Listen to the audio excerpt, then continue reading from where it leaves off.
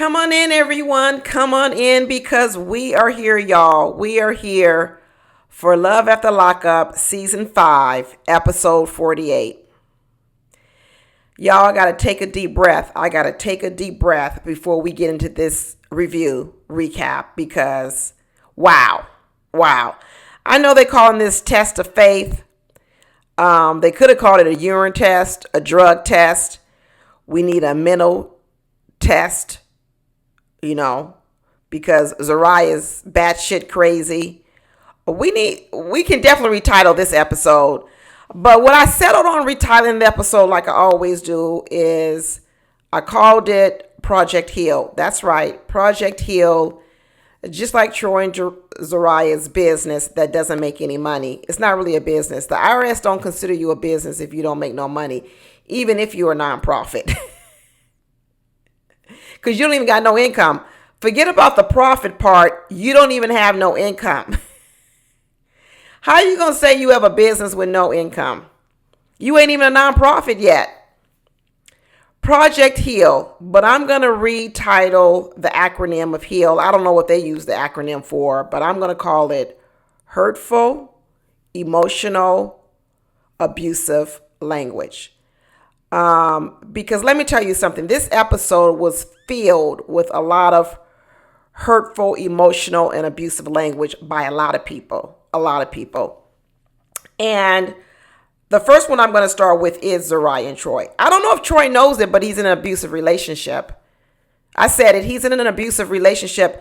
And I don't know if people don't see it because it's, Troy's a man and Zariah is a female.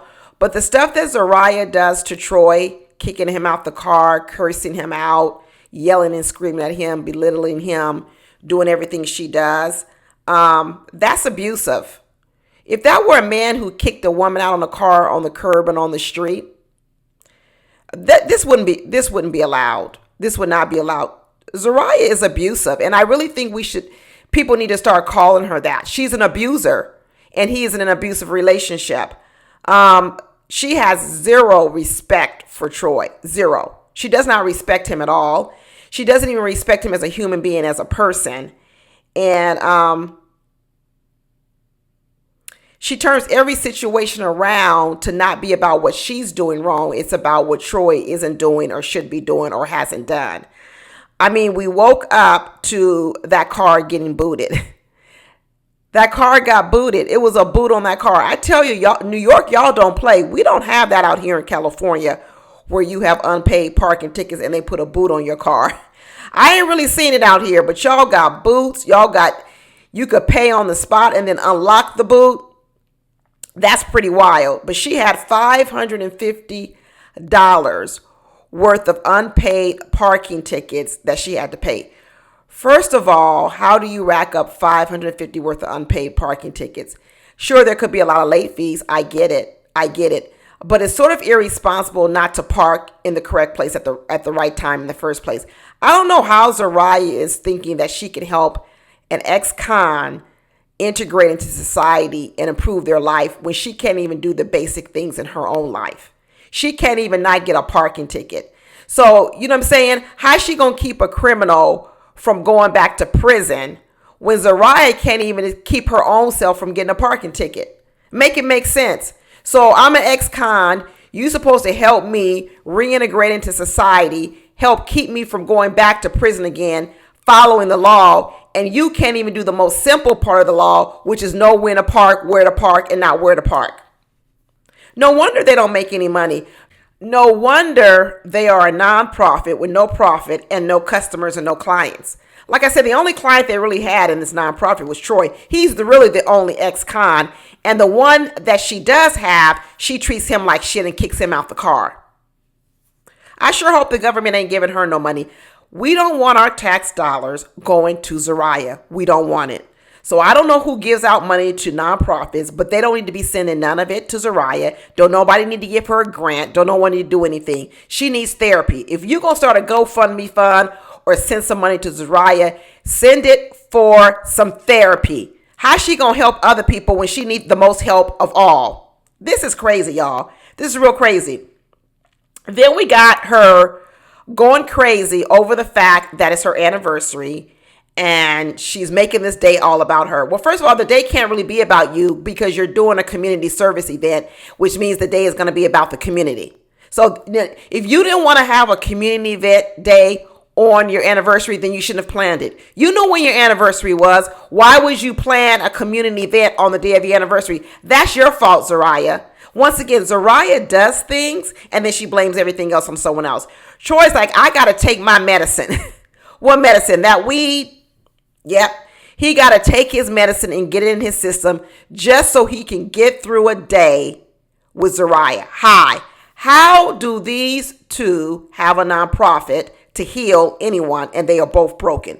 Troy's in an abusive relationship and he's using drugs, weed, marijuana, whatever else to mask the real pain that he's in an abusive relationship with Zariah. He's sitting in the car doing texts. Zariah is going off talking about pull the car over. You don't need to drive. Get out. I'll drive. I'll do this. And, we come to find out later that he's posting, I guess, some type of sweet text to Zariah on their anniversary saying how wonderful she is, but yet he isn't saying it to her. So in one way, she's mad because he hasn't even said happy anniversary. Then Troy doesn't open up his mouth, but then Troy is texting it on a post. Why?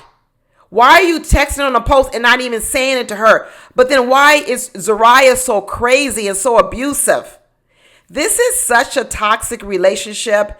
And I know that they're still together because they're all over YouTube world. They're always popping in, commenting on videos and doing different things. So I know they're still together in this toxic relationship, but I still don't understand why. And I don't want to hear that he loves her or she loves him. Unless they're going to tell me that all of this is fake and all of this is acting, this is an abusive relationship. This is an abusive relationship. Troy tells Zariah that he got to go get his mama and his daughter at the train station. Zariah then decides that this is the moment she going to act up, so that Troy can go get his daughter at the train station. She acted a fool so bad, kicked this man out the car. He had to then get a ride back to the church. And then he couldn't even use the car to go pick up his daughter. His daughter and his mama been waiting at the train station for over 90 minutes, an hour and a half. You know what? If I was little Troy's mother, there might be an ass whooping coming. There's definitely a cuss out coming. There might even be an ass whooping coming because ain't no way my daughter going to be coming on a train for an hour and a half and you leave her sitting at a train station for an hour and a half because you decide on this day you want to act a fool. Act a fool. I can't stand Zariah. I'm telling you, she is an evil person that she would make a little girl suffer like this because Troy's attention is somewhere else on the day that it's a community day. How are you going to have a community day and say the day's all supposed to be about you and your anniversary? No, it's not, because you decided to make it a community day. It ain't about you. It's not about you. Zariah, she secretly don't like this little girl. I'm telling you right now, she don't like this little girl. If I am Troy's mother, Yona, I wouldn't have not my daughter nowhere near around Zariah because I would not trust Zariah with my daughter, not one bit. Not one bit. She over here talking about this is the worst day of her life. Girl, you so dramatic. How is this the worst day of your life? Because Troy's daughter is coming? Because Troy's going to go over there and get his daughter? He trying to stand up to her. At the end, he's like, well, you're not going to come in between me and my daughter. I'm going to go get my daughter. You in an abusive relationship, Troy. You ain't got no money. You ain't got no car. You ain't got no means. It's no different from a man taking over a woman's life. She has no means, no access to her own children. It's no different. You are in an abusive relationship. And when you try to leave and you walk down the street with an ankle bracelet on, guess what? Zariah darn near want to call the police on you. She really wants to call the police on you so that you'll be forced back to the house so she can abuse you more. You know what? Maybe it's a good thing that son of hers stays with those parents longer. But then again, I don't know where Zariah got this from. I know she's adopted, right? I don't know if all this trauma came when Zariah was a little girl. I have no idea what age they adopted Zariah. I have no idea where this became from. I have no idea where Zariah learned this type of behavior, these outbursts. She got a mental condition. Like I said, Project Heal, hurtful, emotional, abusive language, and that's Zariah. That's who she is. She kicked this man out of the car, y'all, and told him, don't be right. You can't ride with me. Get out. Like I said, if this were a man kicking a woman out of the car, this would not have been tolerated. Not tolerated. He kicks her out the car, and then he asks the production crew, can you please give me a ride? And he got to sit in the trunk of the car, basically. He's in the back seat of the van in the trunk of a car. And you don't think you're in an abusive relationship where you had to get to the point where you had to have the production crew bring you home and you had to sit in the trunk of a car? Your girl got you sitting in the trunk of the car telling you to get out, shut up, do this, do that, leaving your daughter at the train station. I'm losing respect for Troy. You know what? I'm not losing it. I've lost it. Let's be honest. I've lost the respect because I don't understand how you could allow a person to treat you this way. I mean, you could easily just go ahead and move on back to wherever you guys are from, Buffalo, New York, wherever it is your mama live. You could easily just move on back up there where your daughter is and Yona is and live there. I understand you ain't got no job, you ain't got no money, so you can't afford to live down here in Syracuse, but you might as well pick up your life and move back to Buffalo. Ain't no way I would be in no relationship with Zariah.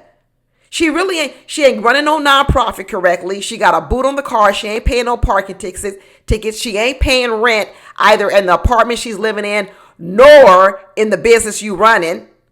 She obviously probably ain't paying them employees either. Because how you going to be paying employees and you ain't got no client?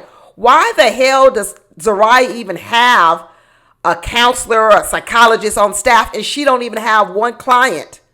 Not a one. Her main focus should be trying to get some clients, but she's so busy trying to keep Troy from seeing his own daughter. This girl, when he tried to say, I got to go get my daughter, she said, you're not going anywhere. You're not going. I mean, that is abusive language, telling someone you're not going anywhere, you're not doing nothing, you're going to sit right here and stay right here. You don't get to do nothing till I tell you what to do. And then when I tell you what to do, you better do it. Because if you don't do it, I'm going to cuss you out. I'm going to kick you out the car. I'm going to kick. I'm going to scream. I'm going to act a fool. You're abused, Troy. You are abused. Like I said, I lost respect for Troy. I lost respect that I'm not gonna go along with this, that you love Zariah so much you're willing to put up with all this abuse. Not only to yourself, but also the way she's treating your daughter. Nah, I don't respect you. I don't respect you one. But this daughter obviously has been raised by a good mother, Yona. This daughter's respectable. She's very kind. She's giving. She's a lot of things. You know, it's so funny that the children on this show, they seem to have more sense than the parents do, the inmates do. You know, I'm really saying that ain't nobody on this show even ready for marriage at all, but they all pushing it. They all either got married or pushing marriage, and they all are not ready for marriage. You know who's more ready for marriage than a lot of these people on the show? Teeny's son, Nehemiah. That boy is ready for marriage. Woo! I tell you, I love me some of Teeny's kids. I really love Teeny's kids. And that boy is ready for marriage, and that girl might be ready for marriage too. They more ready than some of these other people like Bianca and everybody else. But I tell you, one thing I like about what Tennie and Rob, and mainly what I like about Rob, because I think Rob is the stable one in the family. Tennie, of course, goes all. She the one that got in that fight with that mama. She's the one that put her hands on that mama first. I understand that the mama's words were fighting words, but when it came down to it, Tennie was the first one to put hands on that mama, and that was wrong. But what I like about Rob is that he tries to keep the peace. And when they had this little meeting where they were going to talk about, maybe having another baby, what I like what they did versus what Justine and Michael did is they sat down with the family first and said, hey, here are our plans as a family. What do you think?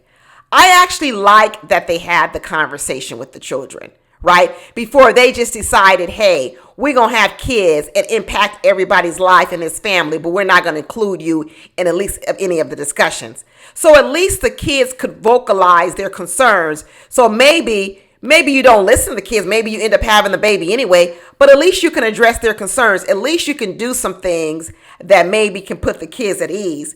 And when they told their children, Nehemiah and Cheyenne, that they were thinking about having a baby and would these kids be open to it, Nehemiah said, it might be a little bit too much right now. Maybe you should get stabilized in your career first. I said, what? Who are we talking to? Is this a 35-year-old man in a 9-year-old body? Because I was like, we need to have him over here talking to Bianca. We need him over here talking to Britney. We're going to get to her. We need her talking to a lot of people. Zariah, we need him and her.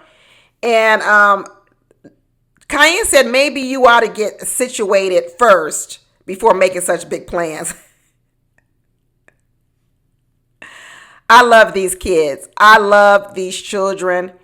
And, when Teeny's mom and sister came down, and so then she talked to them too. And they said, hey, Rob and Tennie said, I want to let you guys know we're thinking about, having another baby. We're not pregnant yet, but this is where we're going to start putting our focus. And I know the sister got very emotional. She was very afraid for Tennie because Tennie obviously had a rough pregnancy, a rough delivery. And she's afraid that, hey, I don't want my sister to lose her life.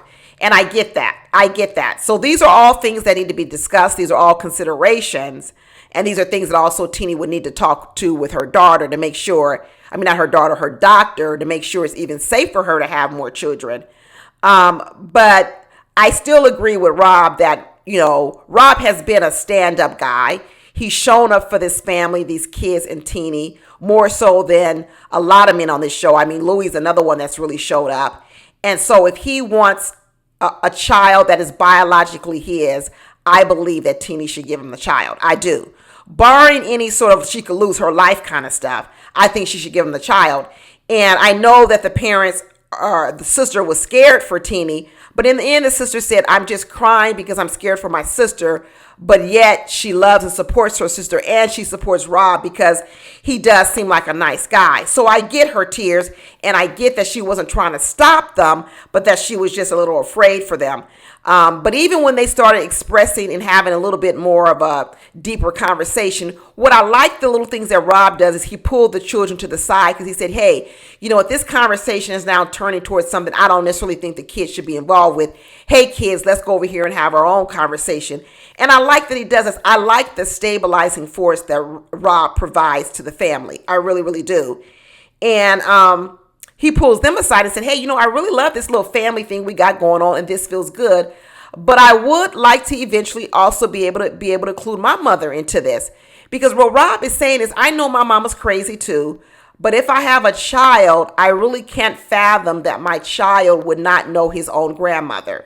And he wants the opportunity for his child to know that grandmother. And I agree, there needs to be some rules. And once again, the 35-year-old Mr. Nehemiah and Miss Cheyenne showed up and said, you know what, I'm willing to give your mother another chance, but I think that she's going to need to issue an apology first. What? You mean to tell me we got two rational kids who can understand that, hey, it may be best for the family to be together, but I also recognize that there's some healing that needs to be done. And I think in part of that healing would be that she needs to give us an apology. I tell you, these kids need to be loaned out over there to Kim, Bianca, Zariah, everyone, because these children, they need to be running Project Heal. Forget about Zariah over there running Project Heal. If you made Nehemiah and Cheyenne the CEO and the chief, advisor, maybe you would have some clients, maybe you would have some customers, and maybe you would be making a profit enough that you can pay yourself a salary and you wouldn't have no boot on your car and you wouldn't be about to get evicted from your apartment and your office space. Because these kids are on point. I couldn't believe it. I really, really couldn't believe it. I'm telling you, I love me some Nehemiah and I love me some cayenne. I really, really, really love them. And like I said, the kids that Teeny's raising versus the kids that Justine and Michael are raising, kids that don't even want to clean up after themselves in the house, don't want to even clean no dirty house, night and day. And Justine definitely can't see the difference of what difference does it make if I have 9 kids. What's wrong with 9 kids? There is something wrong with 9 kids when you can't afford 9 kids. And I'm telling you right now, I don't care what you tell me that Michael is a supervisor at a moving company. He does not make enough money to provide for 9 kids. He doesn't.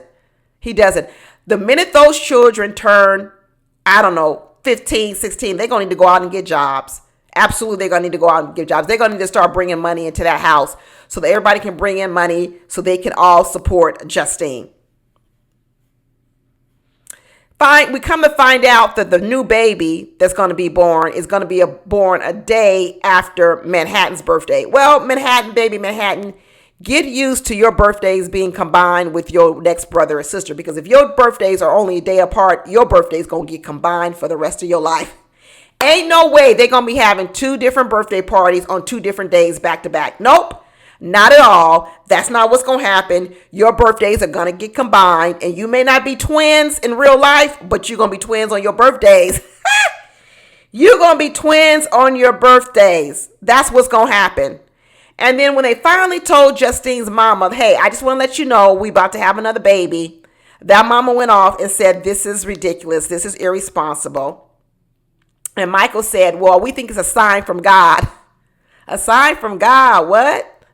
Maybe it's just called no birth control. They said they left it in God's hands. So their complete birth control plan is just to leave it in God's hands. So if we have sex, we get pregnant, or we don't get pregnant. Whatever happens is God's will. Well, I hope God gives you some money to take care of them kids. I hope that's in God's wills too. I hope that's God's will for your plan of your life. Because right now, I feel like it's really irresponsible.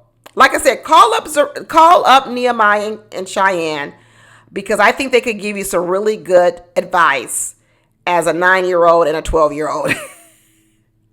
Because y'all right now 36 and whatever how old y'all are, you not giving no good advice.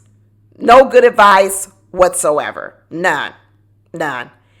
And when I start talking about bad decisions, like I'm talking about Justine and Michael making bad decisions, the next person I realize who makes really poor decisions is Britney. I know I'm catching up. Y'all done had, a previous season where you watched Kerok and you watched Britney. And a lot of you already have previous, opinions of these two. I didn't really have any because I didn't see the previous seasons. So I'm going to just tell you what I think about this season based on what I see. I never saw last season, so I don't know what went down between Britney and Kerok. But I'm going to tell you this. Britney's a mess. She's a whole mess. Britney is selfish, and Britney's a gaslighter. Britney's a user, and that's what I got to say about it. That's exactly what I have to say about it. And here they decide that they're going to get a 30-day pass to go to Houston. So they already, they didn't get married. The wedding was called off. Now, I know Britney is saying that they called off the wedding because the parole officer said that they didn't think it was a good idea. But I'm telling you this, even if the parole officer had said, yeah, it's okay for you to go ahead and get married, it could help your case to move to Houston, Britney wouldn't have done it. Because what Britney is after is having a lifestyle that she just wants, period. You could really see it in her.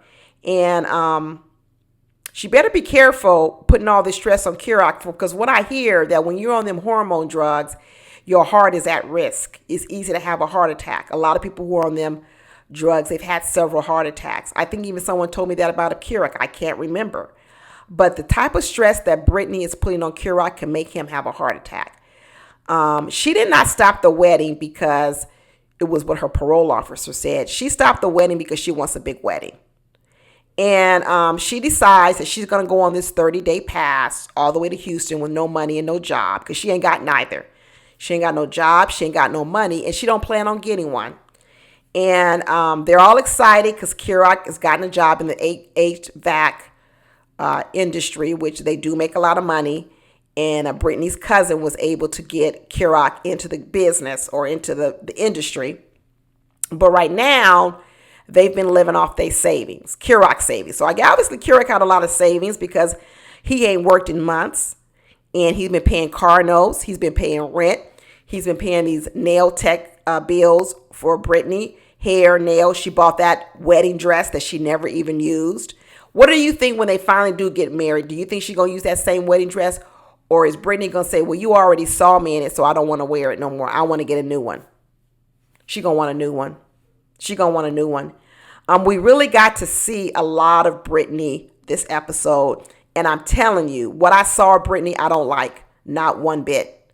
The minute she gets to this new apartment, she's talking about all the stuff she's going to order with no money and no job.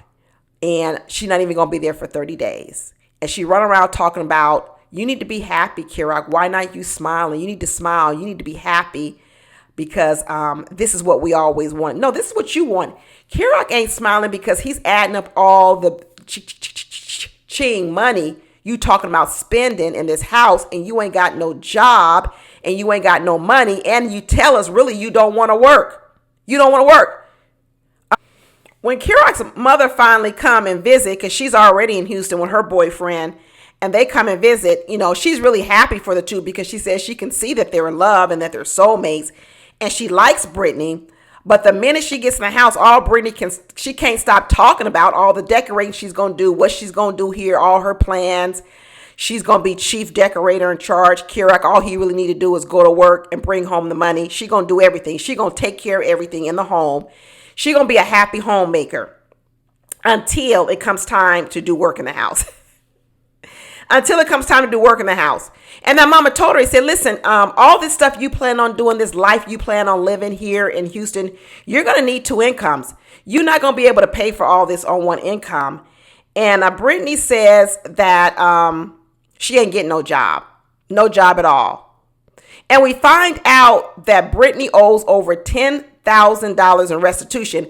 And the truth be told, Kerok didn't really want to say, but he says it's more than that.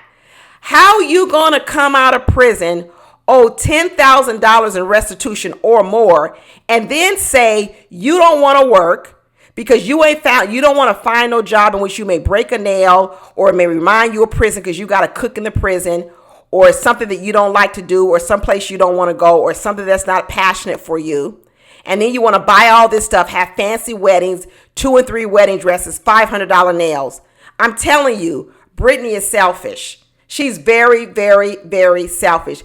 And I think some people said that they thought Kerok was controlling. Well, he might need to be a little bit controlling. When you dealing with a person who is selfish and manipulative like Britney, sometimes you do got to take a little bit more control, because if you don't take some control, guess what? They're going to run all over you. They're going to run all over you and take advantage of you. So right now, I wish I would see a little bit more of the controlling nature of Kerok. Because what Britney is doing is out of control. She's a manipulator and she's a gaslighter. So Kerok might want to take back some of these rings, because right now he's giving her way too much leeway. Too much leeway. This girl stood up here and said, I could get off of probation faster if I play back this restitution. So wait a minute. First of all, when you went to prison, you got a lesser sentence because you was 17. So she's one of those people who likes fast money. She don't want to work since she was a young girl. She decides she going to rob somebody, rob a bank, whatever she did. That's how she got in jail in the first place at 17. But she got a lesser sentence because she wasn't an adult. But she got to pay all that money back, $10,000 or more. Then she tells us that she could get out of probation earlier if she paid the restitution. So girl, $10,000, you could have got out of prison, just started working a job where you made just maybe $2,000 a month. Right? $1,500 a month, anything. You mean to tell me you could be off prison anywhere from 5 months to 8 months if you just pay back this money? But instead, what you want to do is you want to sit at home on your ass, get your nails done, have Kerok have darn near a heart attack because he on all these hormone medications, and going to work and providing you with an apartment and providing you with a place to live and food and all this other kind of stuff. And you walking around talking about you don't want to shop at no store, at no dollar store, no Dollar Tree store, or having to buy. I can't believe it, y'all. I could not believe the entitlement that was coming out this girl's mouth, and she had the nerve to run and scream and run out the house. You know what, Kerok, you better get a little bit more controlling. You better get a little bit more controlling because you have lost control of your house. If you're going to be the provider, if you're going to be the woman, the man in control of your house, then let me tell you, you better get back control over your household. Because the worst part of all this, y'all, not the worst, but was even just more worse, was that she tried to tell Kerok, why you not helping me around the house? Wait a minute. You just told me the reason why you don't want to work is because you want to stay at home, cook 3 meals a day, and be the dutiful housewife to Kerok. But next thing you know, when he say he want to take a nap to get ready for work the next day, you start him to start helping you with the housework. That ain't how it works. If you a housework, you do the housework.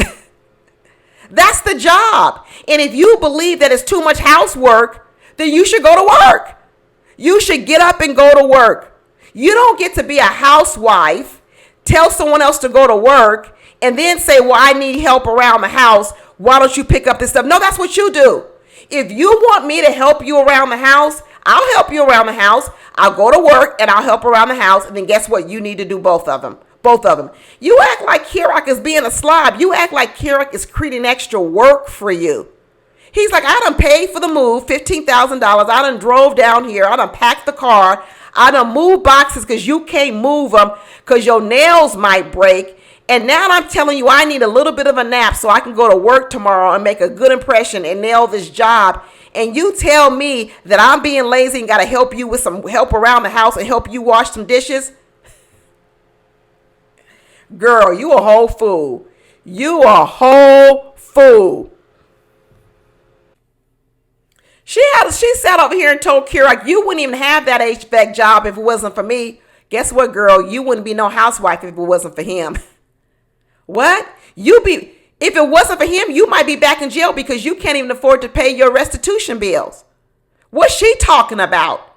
That's why I said, Kerok, I tell you what, if you're going to be the man of the house, you better try to figure this all out because you losing control. You have lost complete control and this woman is running all over you. And it ain't a good look. It ain't a good look at all. Not at all. Right now, Britney is about as bad as Bianca. I ain't liked her from day one. I really don't like her. This girl is always storming out. Like I said, she's 26 years old, but Nehemiah is more mature than her. Cheyenne is more mature than Bianca. Bianca's so immature. She's storming off again, talking about how irritated she is. Girl, what are you not irritated at? You wake up irritated. You always irritated. Anytime you don't get your way, you irritated. But the one thing that Daniel is trying to do is he's doing a lot different than Kerok and a lot different from some of these other people. He's holding his ground. He's saying, you know what? You're not ready for marriage. You're not ready for engagement. You're not ready for no baby. You're not ready for none of it. And I'm going to put my foot down. Good for him. I hope he toed the line. I hope he stands firm and stands on business. And that friend of him told him, you need to run, dude. You really, really need to run. You need to run. This girl ain't worth it. This girl is crazy. She ain't worth it. She stormed out that little restaurant. Daniel told me, I ain't running after her. Then that man, Gator or whatever, sent his girlfriend after him. If I was Gator's girlfriend, I was like, I don't even want to run after her because she's stupid. I wouldn't run after her either. But she said, okay, let me be a girl's girl and go on after her and run after her, even though I know she's stupid. Stupid. Gator's like, I don't already did a Gamblers Anonymous. Maybe that's what got him in prison in the first place. Maybe he was robbing somebody because he had to pay his gambling debts. Who knows? But next thing you know, he said, I already been in prison and I've been in Gamblers Anonymous. And if I had to bet on whether or not this relationship was going to work, I would bet no. I would bet no. And she running around here talking about how burned out she is over She's burned out over Daniel. What she's burned out over is asking the same question over and over again and getting the same answer and not the answer she wants. That's why she's burned out. She's burned out that she's not getting what she wants. And I tell you, she's really like a 23-year-old that acts like a 5-year-old. So once again, she just like Zariah, kicking men out of the car, making them walk home. That's That is, I tell you, a power move. That's a move to show people I'm bigger than you, I'm better than you, that at any point in time, I can control you and make your life miserable. So just like Zariah kicked Troy out the car, here you got Bianca kicking him out the car, and next thing you know, he got to catch another Uber home and pay another $40. Or it probably was the production van too. I'm sure the production van took him home too.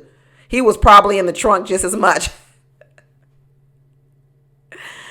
But Bianca over here talking about her family cut her off because she got with Daniel. I don't believe it. I don't believe it one bit. I do not believe that Bianca cut her off because she started dating Daniel. I think Bianca's family has been fed up with her a long time. And maybe they use this as an excuse. Because I would have cut Bianca off too. If I'm Bianca's cousin or somebody, girl, don't call me. Do not call me. This ain't Bianca's first rodeo. She trying to act like people cut her off because she's with Daniel. No, people cut her off because of probably who she is, period. An alcoholic and a drunk. And a person who don't give a damn about nobody but herself. No one but herself. She got a friend coming to stay with her. And she told her, you're going to sleep on the couch because my friend going to sleep in the bed with me. And you got to go to the couch, Daniel. Like I said, get out the car, get out the bed. Any moment in time. At any moment in time, these ladies exercise, they control, they pay. And Zariah over there ain't even paying no bills. Bianca's like, I'm paying all the bills. So at any moment in time, I want to kick you out the bed, kick you out the car, I can do it. And she talking about, I wouldn't even move down here if you didn't give me if you weren't going to propose to me. And finally, I think that what he gave her was he coming up with his better. He said, I got to come up with something because this ain't sustainable, all this arguing in the house. So he talks to his mama. His mama said, hey, why don't you give her that little bubble gum ring out the Cracker Jack box? Why don't you give it to her as a promise ring? There you go. Promise ring. Didn't I get a promise ring back in high school from my high school boyfriend? Yeah, I did. A promise ring. All this is a promise that I'll be faithful to you. I won't be dating no other girls. You're my only one. That's fine. I got a promise ring when I was in I don't know, 11th, 12th grade. With a little heart also that said best friend. He had one half. I had another half. It was cute. So my mom said, why don't you give her that little bubblegum ring as a promise ring? And let's see how she likes that. Because you definitely don't need to be giving her no engagement ring. Yeah, Daniel, take it on back to high school because that's who you're really dealing with, a high schooler. That's appropriate. A promise ring for a 23-year-old girl because she's really a 17-year-old girl in high school. That seems like a wonderful plan, a promise ring. But let me tell you, talking about rings, they sitting over here trying to clown Louie for the ring that he gave Melissa. But I hate to tell y'all, sisters, Louie stepped up. He stepped up and bought her an $18,000 ring, and it's not fake. It's real. And everybody over here is being toxic when it comes to Louie and Melissa. Here's another couple where I know y'all told me y'all don't like Melissa because of what happened in the seasons before. But I'm going to tell you this. Melissa inspires Louie. He inspires her. So whatever thing it is about Melissa, whether she's controlling or she's clingy, I think that's what y'all told me. I'm okay with it because her clinginess in a lot of ways has inspired Louie to do things that maybe he wouldn't have done without her. Now, does she need to give it a rest with the whole trainer thing? Because obviously he's making enough money training people that he was able to buy her an $18,000 ring. And I think she's even off of that now because she realized that that money went to do something that she wanted. But I tell you this, when I look at the story of Melissa and Louie, Melissa has loved this man since high school. Because when I saw those high school pictures of Melissa and Louie, Melissa wasn't the cutest girl in school. She kind of looks like she was like maybe the ugly duckling in school. And Louie was maybe the popular kid in school. So now you have the ugly duckling who has grown up. And now she has been able to capture the guy who was so popular in high school, which is Louie. And she's happy. She loves the dirty draws of this man. She's going to be faithful to this man. She's going to inspire this man. Is she going to push him? Yes, she is. But when I look the way that the sisters were really putting Louie down, I realized that it's not Melissa who puts Louie down. It's actually the family. It's actually her dad, and it was her sisters, and I guess, maybe her mom. Her father ain't even engaged in it no more because he on his last leg. He already know he 2 steps from the grave. So he decided he don't want to spend his last days being evil and mean. But these sisters are young and they got a lot more venom and dirt and shade to throw. And they were throwing it this episode. But good thing that mama was there to take up for her son. Like I said, y'all said that Melissa and Louie's mom were alike. And I can give you guys this. They are alike and they both take up for Louie. That Melissa takes up for Louie and so does the mom. And I think what it is they fight each other because they both want to be that most important person in Louie's life. So that's maybe why Melissa and the mom fight. But in the end, both of their hearts are in the right place. I understand what the mother is doing, but the mother's nasty. I hate to say it, she's nasty.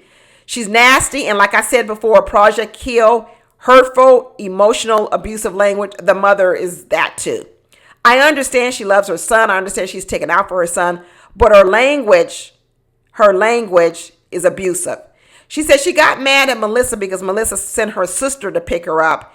And she said, why not you over here picking me up? You the one that should be kissing my ass. Because Melissa really don't want to deal with you, mama. She really don't want to be in the car with you by yourself.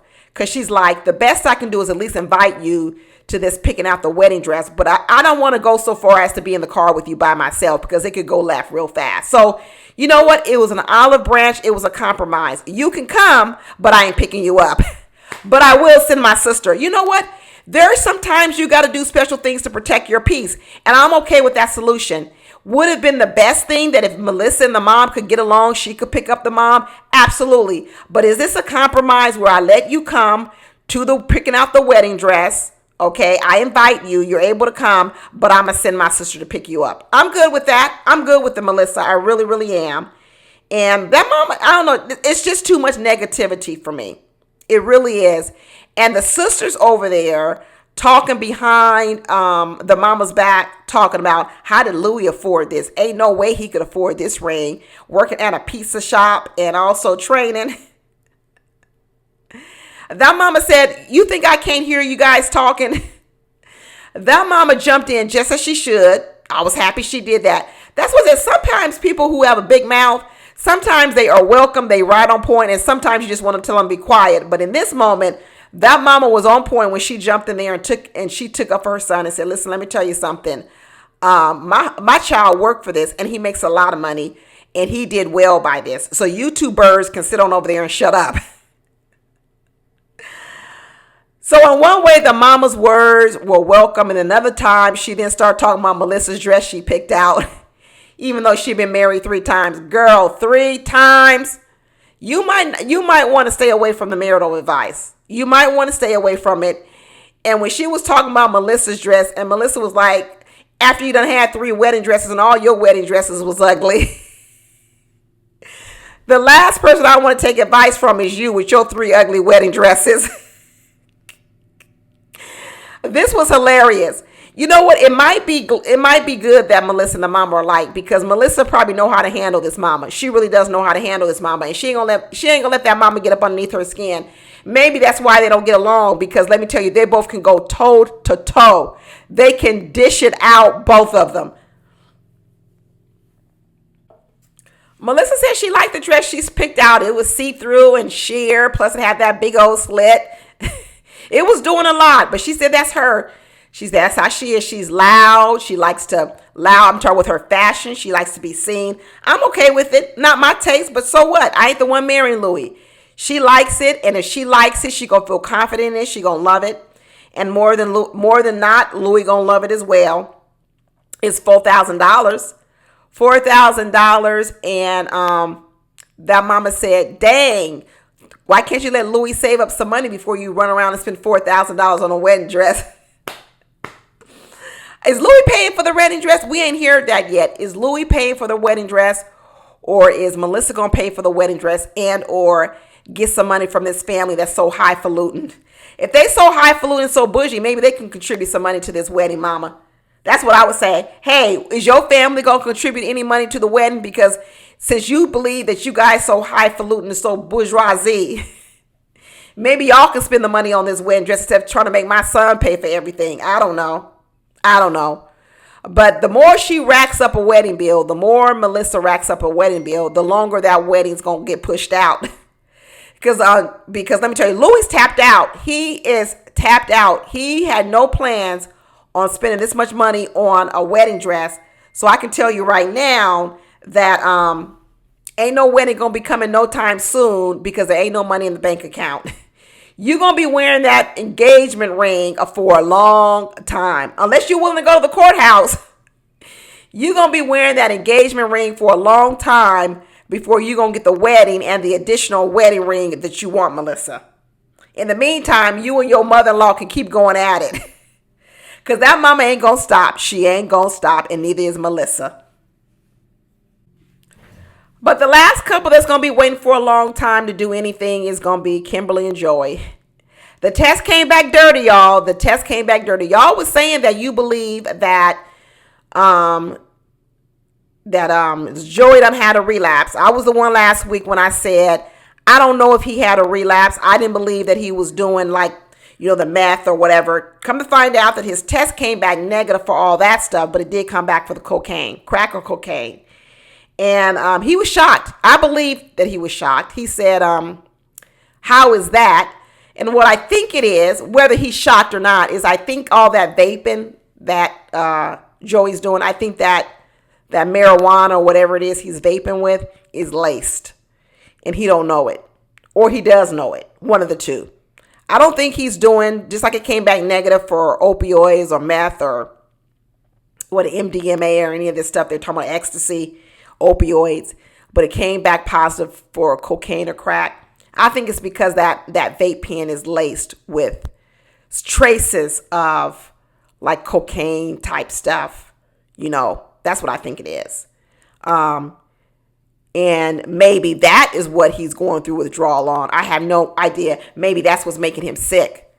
But he don't know what he's smoking. That's what they talk about with these drugs out here. Vape pens, fentanyl, this stuff. A lot of people are out here buying this stuff not from reputable places. And they don't know what they're getting. And I think Joey has stumbled upon wherever he's getting his stuff from because he's trying to get it cheaper because he really don't have no money. And wherever he's getting it from, they might be lacing that stuff with him, and that's what's getting him sick. He talking about he been in urgent care since 8 o'clock in the morning, and he done drained the bank account from $100 down to $4. And Kim is like, well, where did the money go? It was $100 in the checking account, and now it's only $4. You down to $96. Where did the money go? And Joey's like, I ain't gonna tell you.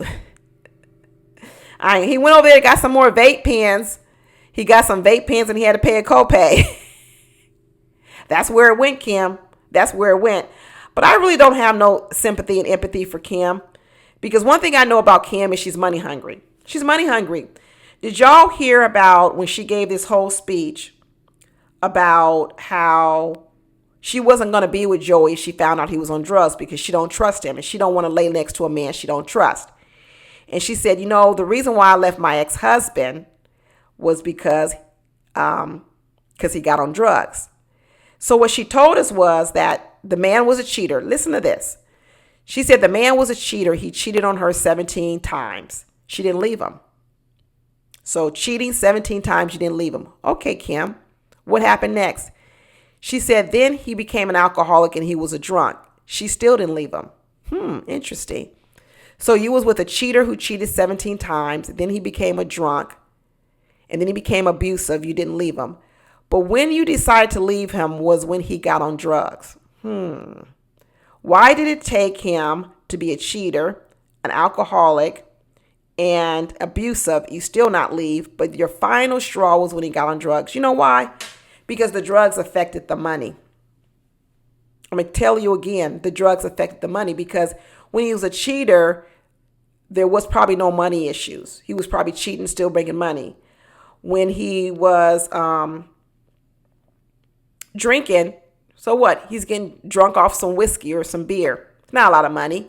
That's okay. She was still getting money from him. When he became abusive, guess what? She's still getting money from him.